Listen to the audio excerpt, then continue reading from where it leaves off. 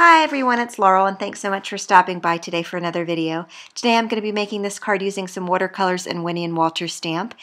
And I just had so much fun making this, even though so many bad things happened while I was making this card. I don't know, we'll just get into it. You're along on the ride with this one. You're going to just kind of see it all happen. So to get started, I'm using the stamp set by WInnie and Walter. It's called the Big, the Bold, and the Extras.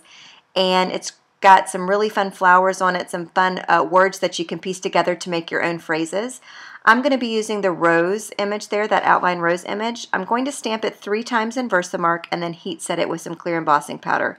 I'm doing it one at a time because I don't want to mess up the powder, so I need to go ahead and heat set them as I work.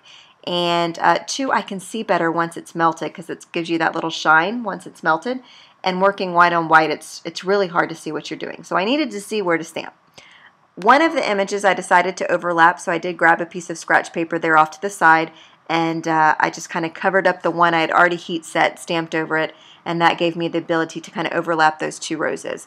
So my vision for this card was to have a cluster of roses off to the left-hand side. Then I'm going to grab the banner image. There are 2 banner images in the stamp set. One is the outline image that I'm using here, and then they have another banner image that's solid. And I'm going to go ahead and stamp this kind of hanging off of one of the ends of the roses at a diagonal, almost like a little tail. That was my vision. So I'm going to go ahead and pick that up with my acrylic block, and I am inking all of these stamps or these images up with some Versamark sticky ink. And then I'm going to sprinkle on some embossing powder and then heat set. So all of my images are heat set and clear. And I am working, I don't think I mentioned it before, but I am working off of some watercolored paper. This is by Strathmore. We're going to be doing a lot of watercoloring, so I do think that you've got to get some watercolor paper. You can get it online, or your local scrapbooking or crafting store carries it. Michael's, I know I've seen it at Michael's and Joann's and whatnot.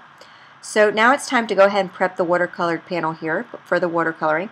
So I'm using a cutting board. I got this idea by Jennifer McGuire. I like it because I've got that handle and I can move my paper around, and you'll see why that's important here in just a minute. And I am adhering my cardstock down with some surgical tape. It's some non-tacky tape, so it won't rip up my cardstock when I peel it up. I'm doing that for 2 reasons. It helps keep my cards flat, and then also my card's not going to shift all around when I start watercoloring. Now the watercolor I'm using are these Gansai watercolors by Zig. I love them. You can get them in 12, 24, and 36. I have this in 36 because I love the gold and that pearlescent white up there at the top. Now most people when they watercolor, they have a little bucket of water nearby. I was lazy and didn't want to get up and go get a bucket of water. So I went ahead and spritzed my card panel there with some regular water, and then I took a flat brush and just smeared all the water around. I basically gave it a wash of water. Now, again, instead of getting a little bucket of water, I've got some puddles working off of my craft sheet there, and that's going to have how I'm going to watercolor today because I didn't want to get up. Isn't that crazy? Guess I was quite comfortable. So I've got my little puddles up there. I'm going to be grabbing some purples, some dark purples and light purples. I normally don't even use purple, but today I obviously just felt drawn to the purple. So I'm going in with some dark purple, then I'm going to bring in some light purple, and then I'm going to mess up. So you're going to see all this in a second. Normally I would play music here, but I want to show you how I fix my mess up here. So you can totally tell the 2 different shades of purple I'm using here. If you want to lighten your color, you can just saturate your brush more with water. If you want your color more intense, don't put as much water on your brush. I love watercoloring. It's incredibly freeing, and you can quickly fix some mistakes, which I'm going to do here in just a minute. So I grabbed another brush here because I want to pull in another color, and I didn't want my purple to get all mixed up. Now I'm pulling in a gold, which you can't see over there to the left, but I'm working with a gold. And I'm starting to apply it down there over the banner. As you can see, it's starting to look like gold right now. And I'm just going, and there's 2 different kinds of gold in that particular palette, so I'm working with both of those colors. And I'm trying to add more water. I want a lighter color, I want a darker color. I don't know what's going on here. I just basically am playing and having fun. But then I accidentally start pulling in some of that purple, which normally wouldn't be a bad thing. But it started to look like mud to me.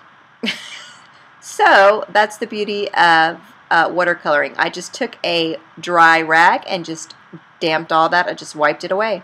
I just dabbed it all away. So now I'm going in with the pink instead. I just didn't want my card to look like mud. So if you mess up, just have a dry cloth nearby. That's a microfiber cloth, a paper towel, whatever, just dry will do, and you can dab it away. Get to it before it dries, and you really can dab away and reapply. This is why I like using that cutting board. I added some water and I picked it up and held my cutting board up and down so I could get some drips going. I really wanted to have some of those drips.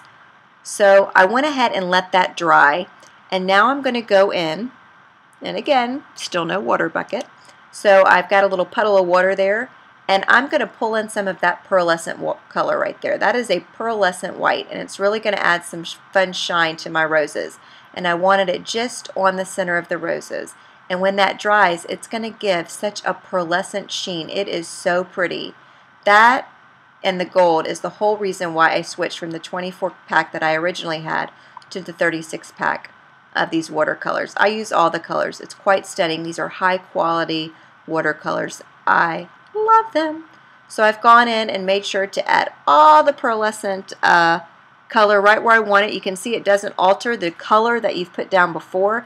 Look at that. It just gives it that really pretty shine. You can catch that in the light right there. So now it's time to go ahead and stamp the sentiment. And this is where my mistake's going to happen. I originally had wanted this sentiment to be white. I wanted the white to pop off the page, and I thought it was just going to be so pretty. But because the wash of color that I put down was so light, the white did not show. And you'll see what I mean in just a minute. So I've gone ahead and stamped my sentiment in the Versamark ink, and now I'm going to go ahead and sprinkle on some white embossing powder. And then I'm going to heat set it. And it's just not going to, I should have realized right then it wasn't going to show up, but I thought, hey, once I heated it, maybe it will be a lot brighter. So I'm going to go ahead and heat set that, and it's just not showing up the way that I want it to. That's a random stamp that just fell into my workspace. Isn't that hilarious? The things that fall when I'm creating. So here I am heat setting it, and I'm starting to get discouraged here, but I'm hiding it. I'm going to keep going, still going, but I can't read what that says.